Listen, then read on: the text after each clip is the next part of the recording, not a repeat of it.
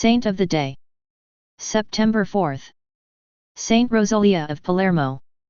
Virgin, born, 1130 AD Palermo, Kingdom of Sicily. Died, 1166 AD, aged 35-36, Mount Pellegrino, Kingdom of Sicily. Venerated in Roman Catholic Church. Feast, September 4th. Patronage. Palermo, El Hatillo, Ziueda Anzo e Tegui, Italian fisherman of Monterey, California.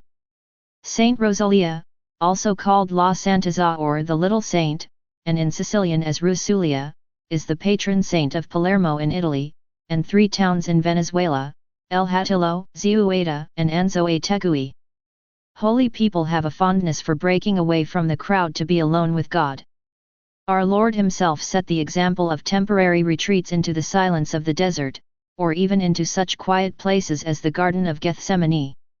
In the 4th century, there was a great upsurge of interest in what came to be known as the religious life. The trend began in Egypt, spread through the Mideast, and thereafter into Western Europe. Although the great religious orders, Eastern and Western alike, sprang from this drive, it began as a movement of individual anchorites or hermits.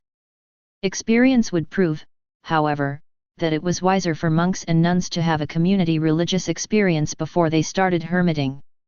So even in later centuries a religious man or woman who has received basic training in the contemplative life can be given permission to live apart from his or her community in a private hermitage. Saint Rosalia was a medieval Sicilian hermitess or anchoress, a female hermit or anchorite. Churches dedicated to her in Sicily date from as early as the 13th century. Unfortunately, what we know of her actual life is based mostly on legends. Even the legends tell us precious little.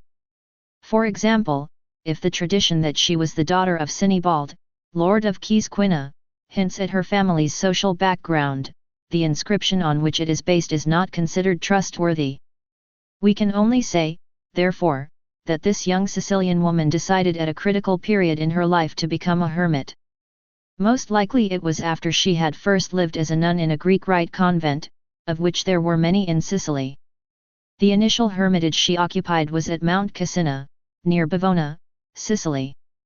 After spending some time there, she moved to another cave in Mount Pellegrino. Mount Pellegrino is an eye-catching dome of limestone, 3 miles north of Palermo. Our hermitess passed the rest of her life at this seaside promontory.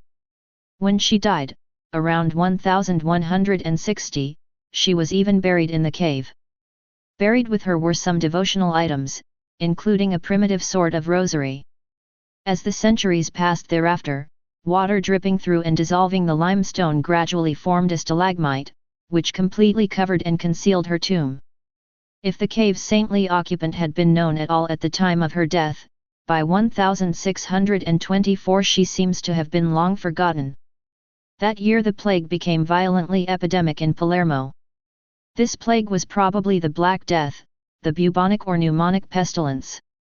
According to the story, Rosalia appeared in a dream to one of the sick citizens, urging her to persuade the authorities to break open her calcified grave and carry her relics to Palermo. Following through, the citizens of Palermo unearthed her relics and bore them in solemn procession to Palermo. Upon their arrival, the plague promptly ceased. The Panormitans, grateful for the intercession of Rosalia, voted her as their municipal patron saint. Pope Urban VIII confirmed their choice in 1630 when he added the name of Saint Rosalia to the Roman Martyrology, the Holy See's official catalogue of saints.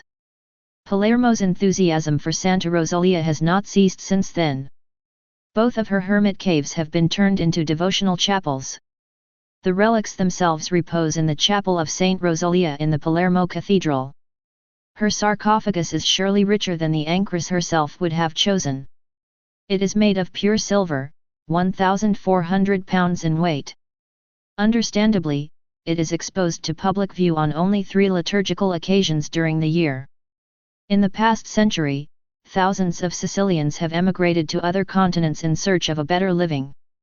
One thing they have taken with them is devotion to their beloved hermitess. They have often given their daughters and granddaughters her name at baptism.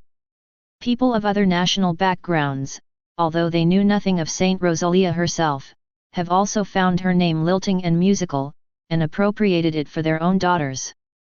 May the Holy Hermitas remember all of them in her prayers.